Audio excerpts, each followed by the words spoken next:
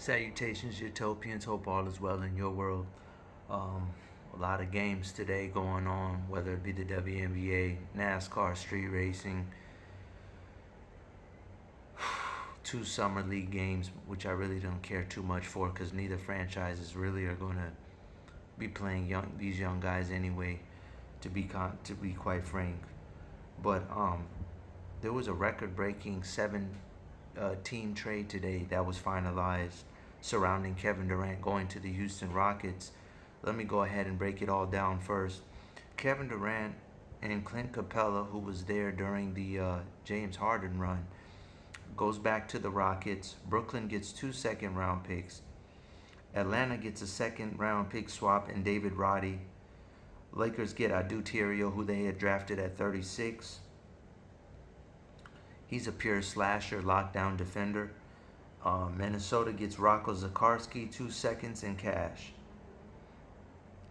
And then finally, Golden State, Alex Tui and Jamal Mashik.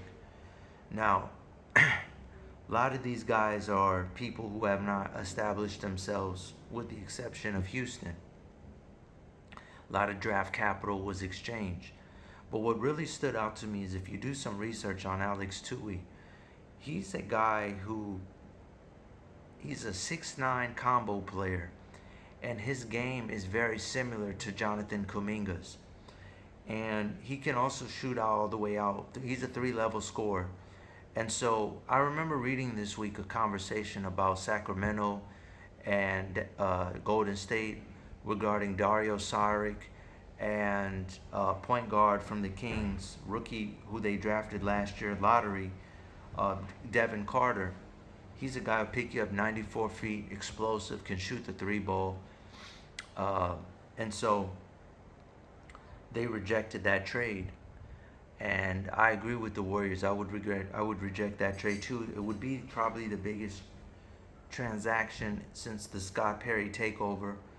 Jamai Mashik also found it interesting. He reminds me a lot of DeAnthony Melton. And so that I know people are like, why haven't they picked up Melton? Well, it looks like these two guys are preparing for Jonathon Kuminga to get moved.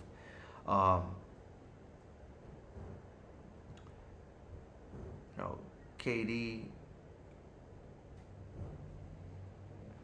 Oh, I can't believe I left out Phoenix.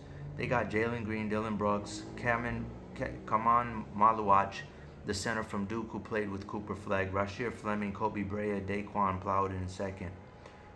Kobe was originally drafted by the Warriors, I think. Kaman's interesting because his NBA draft comp I had him as is a more focused DeAndre Ayton, and then he ends up with Phoenix. But I'm very confused. This is why I don't like the NBA draft this year for that standpoint. I don't get it. So is Mark Wood? How many people did they get from Charlotte? I thought they got Mark Williams from Charlotte. So does he go to Charlotte? I'm not quite clear on that. But we're wondering what's going on with the Kuminga trade or the Kuminga free agency.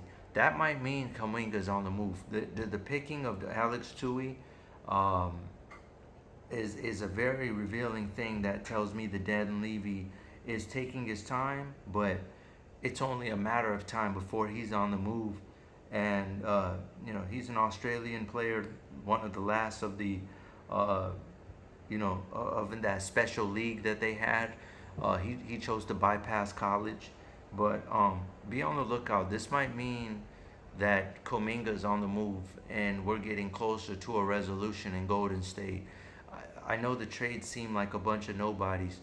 I hate the fact that Jalen Green was what they took from Houston, knowing that, look, your biggest issue and why KD had to leave is you have a roster full of two guards and you bring another one in. But what a mess that is over there in Phoenix. I don't quite understand what their direction is. And when Stephen A. said this is one of the worst rebuilds we've ever seen, I don't know what's going on since the Ishbia group has taken over. They're spending money countlessly on head coaches. They're not addressing the issue. I guess we're supposed to expect Jalen Green to be a point guard now. I don't know. It's a disaster over there. But the Golden State thing I thought kind of stuck out to me. Hope this video was informative. Utopians, try to do better next time. Global, out.